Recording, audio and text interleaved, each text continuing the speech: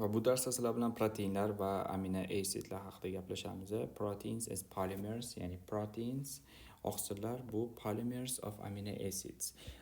Demak, bizada proteinlar bu amino kislotalarning polimeri hisoblanadi.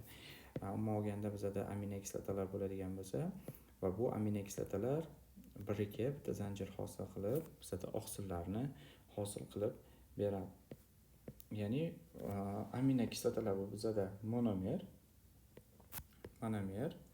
oqsillar, umuman olganda hamma oqsillar bizada polimer hisoblanadi. Polimer, shu narsani bilish kerak. Amino acids monomers of the proteins. Amino kislotalar bu oqsillarning monomeri hisoblanadi. Hop, amino acid structure, 20 different amino acids all shaping the same backbone. Bizada 20 xil amino kislotalar bor. Umuman olganda inson organizmida 20 xil har xil amino kislotalar bor. Hozirgacha aniqlangan amino kislotalar soni bu 20 ta.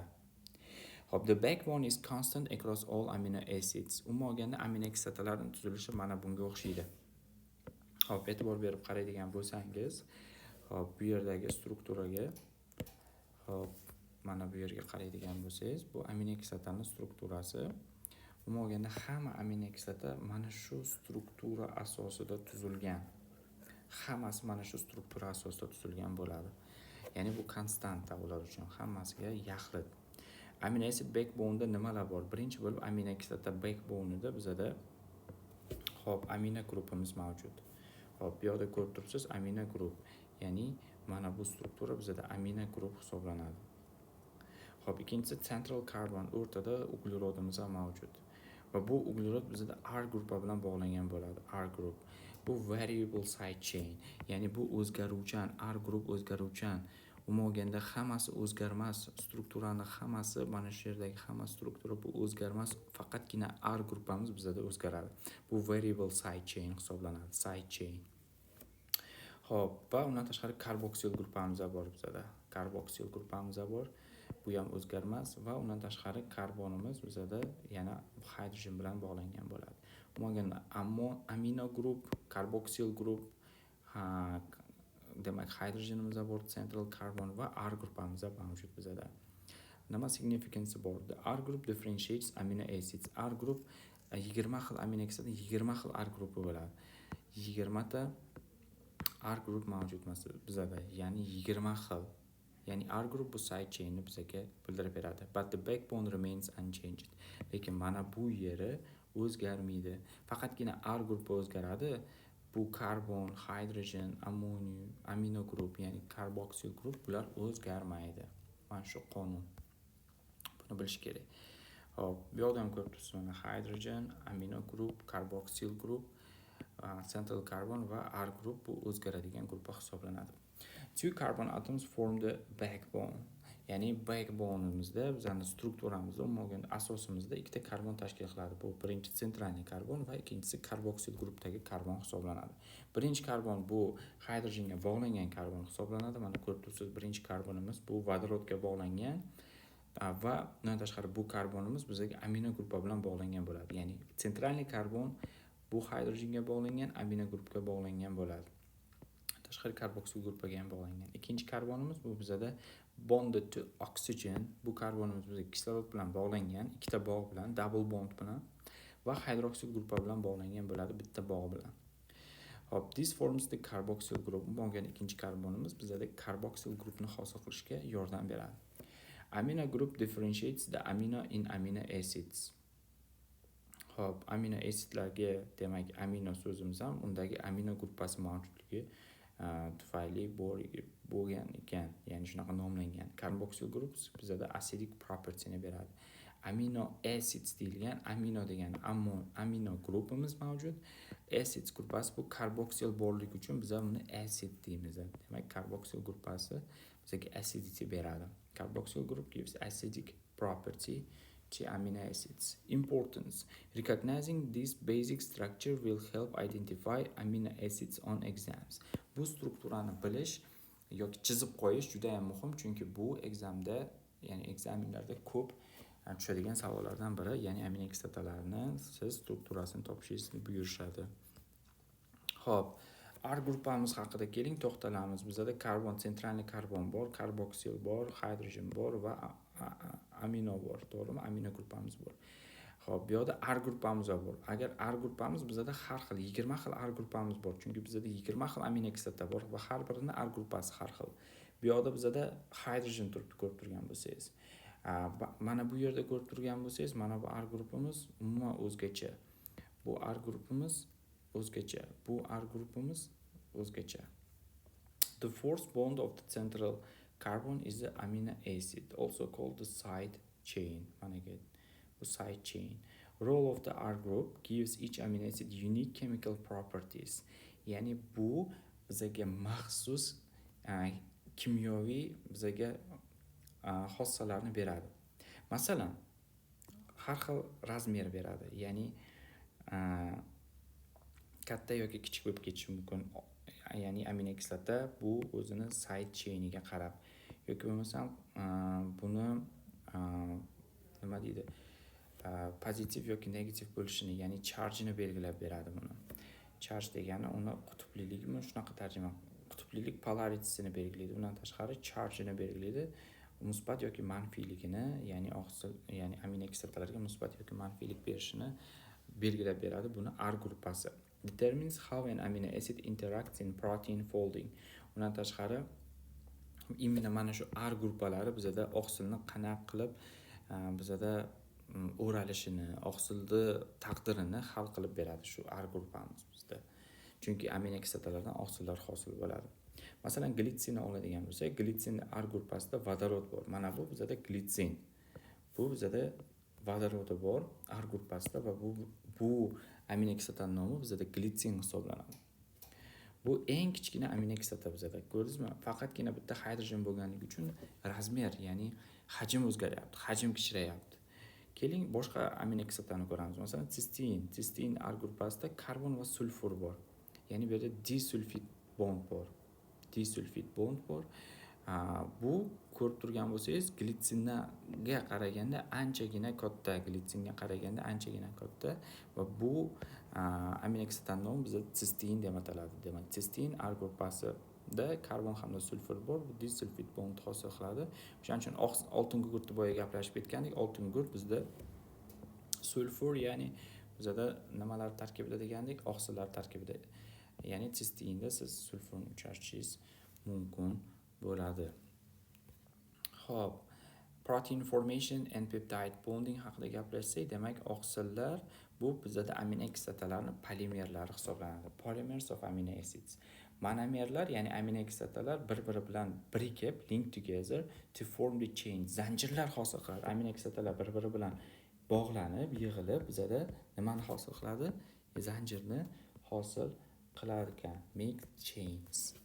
A polymer in this case is a protein. Va bu yig'ilgan, masalan, bu amino acid, to'g'ri? Bunaqa amino aciddan bizda bu yoqda 7 ta mavjud amino kislotalar yig'ilib bizda oqsilni hosil qiladi. Ya'ni polimer proteinni hosil qiladi. Protein bu polimer, amino acid bu monomer.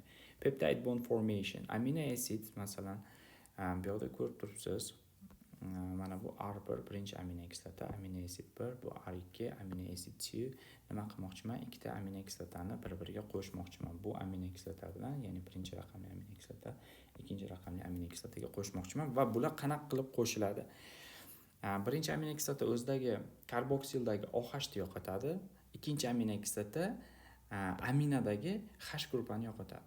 Ya'ni OH bo'lib ikkalasi suv bo'lib ajralib chiqib ketadi. Molekuladan bitta suv ajralib chiqib ketadi va bu bizda yangi bog' hosil qilib beradi va bu bog'ning nomi bizda peptide bond deyiladi. Peptide bond formation bo'ladi. Bond formation. Peptide bond formation. New bond, ya'ni carbon from amino acid number 1 bonds to nitrogen of the amino acid number 2. Va bu protsessda nomi, ya'ni suv chiqib ketish nomi, ya'ni bizda suv chiqib ketyapti, dehydration synthesis reaksiya deyiladi. Bu juda ham muhim. O'quvchilarning savol javob paytida buni so'rayman. Bu protsess dehydration synthesis, ya'ni mana bu suv molekulasining chiqib ketishi bizada dehydration synthesis reaction deyiladi va peptide bond formation bo'ladi. Bu yerda ham ko'rib turibsiz, peptide bond formation bo'lib turibdi. Peptide bond formation bu dehydration synthesis reaksiyada ikkita narsa bo'ladi. Birinchisi suvning chiqib ketishi, ya'ni birinchi amino kislotadagi OH, karboksil gruppadagi OH, ikkinchi amino kislotadagi aminodagi H gruppasi chiqib, suv ajralib chiqadi va peptid bond hosil qiladi. Ikkita amino kislota bir-biri bilan birikadi. Mana ko'rib turibsiz, mana bu peptide bond formation bo'lyapti. Mana aka, va bu proses bizda dehydration synthesis reaksiyasi deyiladi. Dehydration synthesis reaction. This process repeats forming polypeptides. Bu proses doimo davom etadi va polipeptidlar hosil qiladi. Mana bunaqa uzun zanjirlar hosil bo'lishi bizda oshadi. Mana ko'rib turibsiz, polipeptid bo'layapti. Zanjirimiz o'syapti. Which then fold into functional proteins. Va bu funksionirovать qiladigan, ishlaydigan proteinlarni hosil qilib beradi. Hop, peptide bond, demak peptide bond bu covalent bond linking amino acids in proteins. Ya'ni bu covalent bondga o'xshaydi. Ya'ni bizada peptide bondimiz covalent bond bitta turi ham desam bo'ladi. Ya'ni mana bu bizada karbon bilan mana nitrogenni bir-biriga bog'langanligi orasidagi peptide bondimiz. Reaction type, bu tipdagi reaksiya dehydration synthesis deyiladi. Bunda suv chiqib ketyapti. Xo'p, ammoniumdagi bu amino gruppadagi hidrogen chiqib ketadi, karboksil gruppadagi OH chiqib ketadi, mana ki OH chiqib ketadi. Peptid bond hosil qiladi va suv chiqadi bu jarayonda. Essential for protein synthesis, oqsil sintezida juda ham muhim bu narsa va polipeptidlar hosil qiladi, чтобы oqsillarni sintez qilib ularni ishlashi uchun. Agar ikkita bizada peptid bog'i bo'ladigan bo'lsa, ya'ni when two amino acids are joined, they form the dipeptide. When many are attached, they are called polypeptide. Polypeptide when a lot of peptide bonds are formed. Hydrolysis reaction, peptide bonds are formed by dehydration synthesis. Boya gaplashdik, peptid bondlarni hosil qilishimiz uchun, bog'larni hosil qilishimiz uchun bizga dehydration synthesis reaksiyasi kerak. Bu jarayonda suv chiqib ketadi. Ikkita amino kislotani bir-biriga qo'shib. Peptid bondlar agar uziladigan bo'lsa, bu teskari reaksiya gidroliz bo'ladi. Ya'ni peptid bog'ini men uzmoqchi bo'ladigan bo'lsam, agar peptid bog'ini men shu yerdan uzadigan bo'lsam, bu jarayon gidroliz deb ataladi. Hop, when a water molecule is added to the structure, va bu jarayonni amalga oshirish uchun menga endi suv molekulasi kerak bo'ladi.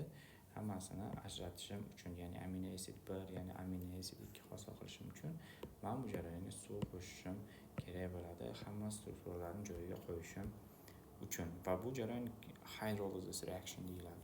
Demak, dehydration synthesis reactionda bizada peptide bond hosil bo'ladi. Hydrolysis reactionda peptide bond break up bo'ladi. Break down. Peptide bond. Protein strukturasini levellari bor bizada. Keling o'sha levellar haqida gaplashamiz. Hop, polypeptide to protein transition, qanaqa qilib polipeptidlarimiz bizada uzun zanjirimiz qanaqa qilib oqsilga aylanadi, o'sha haqida umuman olganda gaplashamiz. Polypeptide undergoes structural changes before becoming the protein. Har xil strukturalardan o'tish kerak, чтобы bu oqsilimiz bizada vazifa bajarish uchun, ishlatilishi uchun. Oqsil sintezini olganda strukturasini 4 ta bosqichi bor, leveli bor. Birinchisi bu primary structure, ikkinchisi secondary structure, primary structure, secondary structure, then tertiary structure va quaternary structure. Birinchi bosqich struktura, ikkinchisi, uchinchisi va to'rtinchisi. Hop, linear sequence of amino acid bo'ladigan bo'lsa, bu primary structure. Mana bunaqa amino kislotalarni linear, ya'ni uzun zanjir bo'lib turishi, bu bizada primary structure of the protein deyiladi. Polypeptide twists and folds into specific shapes. Keyin har xil shakllarga kirib boshlaydigan bo'lsa, bu уже ikkilamchi hisoblanadi. Masalan, coiled strukturaga kiradigan bo'lsa, xuddi coiled degan mana bunaqa o'ralgan strukturaga kirsa, umuman olganda uzun zanjirimiz o'ralib qoladigan bo'lsa, bu bizda alfa helix deb ataladi. Alfa helix holatda bo'lishi, mana shu holat alfa helix yoki bo'lmasa beta plated sheet deyiladi. Zigzag pattern. Agar zigzag bo'lib joylashadigan bo'lsa, bu bizda beta sheet deb ataladi va ikkalasi ham secondary structure turlariga kiradi. Alfa helix ham beta sheet ham bizda secondary structure bizda qismlari hisoblanadi. Hop, these structures provide stability and function to proteins. Bu stabillikni ta'minlab beradi. Masalan, R gruppalarni bir-biri bilan bog'lashni ta'minlab beradi. Bu yerda R gruppamiz bor, bu yerda R gruppamiz bor. Ikkalasining orasida hydrogen bond mavjud bu yerda. Ikkalasining orasida vodorod bog'lari bo'ladi. O'sha vodorod bog'lari yana ham ularni yaqinroq qilib bog'lab, ularni ish vazifa bajarishga sekin tayyorlab boradi. Undan tashqari stabillik beradi, ya'ni parchalanib ketmasligi uchun, organizmda har xil ta'sirlari tufayli yo'q bo'lib ketmasligi uchun ularga stabil himoya vazifasini bajarish uchun ham shunaqa o'zlarini strukturasini o'zgartirishadi, ya'ni primarydan ikkilamchi strukturalarga o'zgarishadi, secondary structure hosil qilishadi. Demak, alpha helix beta plated sheet bu secondary structure of the proteins. Linear sequence of the amino acid is the primary structure of the proteins. Polypeptide folding, proteins fold and twist due to the interactions between R groups of the amino acid. Qanaqa qilib bizda beta sheet yoki alfa helix hosil qiladi? Bu umuman olganda R gruppalarni bir-biri bilan interaction hisobiga, ya'ni bir-biri bilan bog'lanishi hisobiga, ikkita R gruppa bir-biri bilan bog'lanishi ularni amino kislotalar mana shunaqa holatda bo'lishiga olib keladi, o'ralishiga olib keladi va ularning orasida vodorod bog'lari mavjud bo'ladi. Each R group is unique. Bilardikki, bundan oldin gaplashdik, R gruppa hammasi har xil. Bitta vodoroddan tashkil topgan bo'lishi mumkin yoki bo'lmasa ugleroddan tashkil topgan bo'lishi mumkin. Umuman olganda nima deydi, oltin gurtdan tashkil topgan bo'lishi mumkin. Hamma R grupning razmeri har xil. Shakli har xil. Musbat manfiyligi har xil. Va bu o'z navbatida bog'lanishga katta ta'sir ko'rsatadi. Har xilcha bog'lanib qolishi mumkin va bu bog'lanish yoki alfa helix shaklida yoki beta sheet shaklida bo'ladi. Importance of the amino acid sequence. Amino kislotalarni sequence ketma-ketligini muhimligi. The order of the amino acid determines how the protein folds. Ularni ketma-ketligi, amino kislotalarni qanaqa ketma-ketlikda joylashishi, ularni qanday qilib shaklga ega bo'lishiga olib keladi. Agar R gruppa bu yoqda kichkina, bu yoqda katta bo'ladigan bo'lsa, ularni bog'lanishi orasidagi masofa yaqin bo'lib qolib, ya'ni bir-biriga yaqin, ba'zi qismlari bir-biriga yaqin bo'lib qoladi. Agar ikkalasi ham kichkina bo'ladigan bo'lsa, ya'ni amino kislotalarimizda razmeri kichkina bo'ladigan bo'lsa, R gruppasi kichkina bo'lsa, ular orasidagi masofa ham shuncha uzoq bo'ladi.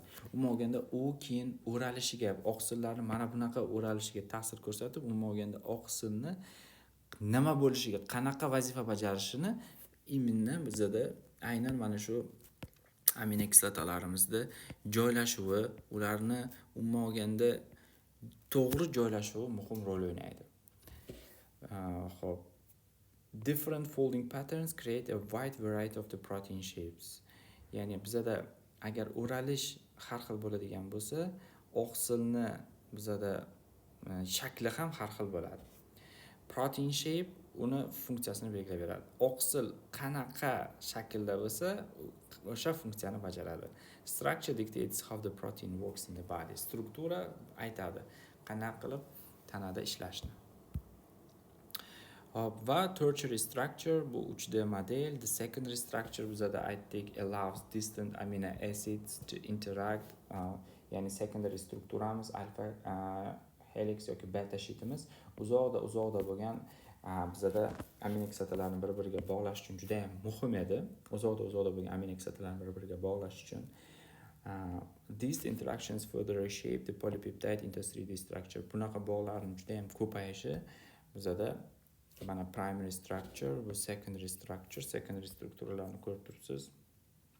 Ana R gruppalar orasida bizda hydrogen bonding bor. Bu strukturaning murakkabligi, o'sha shakl hosil qilib boshlagan 3D ko'rinishi umuman olganda bizda tertiary structure deyiladi. Mana ko'rib turibsiz. Har xil shaklda bu har xil shaklda bo'lib turibdi. Xo'p, tertiary structure is the oral folding and shaping the protein. Umuman olganda bu deyarli oxirgi bosqich oqsilni shaklini o'ralishini belgilaydigan. Stabilization, disulfide bonds, covalent bonds between two cysteine amino acids reinforcing the structure. Bundan tashqari bu yerda disulfid bog'lar ham mavjud. Bu yerda hidrogen bondlarimiz bor edi, boya ko'rdinglar. Bu yerda уже bizda tertiary structure disulfid bog'lar ham hosil qilib boshlandi. Muhimligi determines protein function and stability. Muhimligi tertiary structure muhimligi oqsilga bizga уже vazifa bajarib boshlaydi bu oqsil. Tashqari bu oqsilga stabillik berib turadi. Xo'p, quaternary structure and the protein function. Oxirgisi bu bizda quaternary structure, ya'ni to'rtlamchi strukturasi. Quaternary bizda multiple polypeptide chains. Endi bizda uchlamchi hosil bo'lgan strukturalarimizni, bir nechta uchlamchi hosil bo'lgan strukturalarni bir-biri bilan birlashishi, masalan, gemoglobin molekulasini hosil qilishda bizda 4 ta uchlamchi struktura bir-biri bilan qo'shiladi. Bu birinchisi, ikkinchisi, uchinchisi hamda to'rtinchisini qo'shilishi bu bizda quaternary structure hisoblanadi. Umuman olganda bitta katta vazifani bajarish uchun kichkina oqsilchalar bir-biri bilan birikishi. Masalan, gemoglobin made of multiple subunits, juda ham ko'p qavatlardan iborat. Proper folding is essential. Only correctly folded proteins can function properly. Faqatgina to'g'ri o'ralgan oqsillar to'g'ri vazifani bajarishi mumkin. Agar xato bo'lib qoladigan bo'lsa, errors in the amino acid sequence can lead to misfold. Agar amino kislotalarni ketma-ketligida bizada muammo bo'ladigan bo'lsa, bu noto'g'ri bizada oqsil shakllanishiga olib keladi va noto'g'ri funksiyani bajarishiga olib keladi o'sha oqsilni. Muhimligi struktura, ya'ni bizada amino kislotalarning strukturasi bu funksiyani belgilaydi. Bu funksiya keyinchalik bizada maxsus biologik faollikni amalga oshiradi tanamizda oqsillar. Bu umumiy ko'rishingiz mumkin. Bu primary, bu secondary, bu bizada beta plated sheet, bu alpha helix ko'rinishi. Beta plated sheet, alpha helix va bu yerda bizda uchlamchi shaklni ko'rishimiz mumkin. Va bu bizda quaternary structure oxirgi strukturamiz hisoblanadi.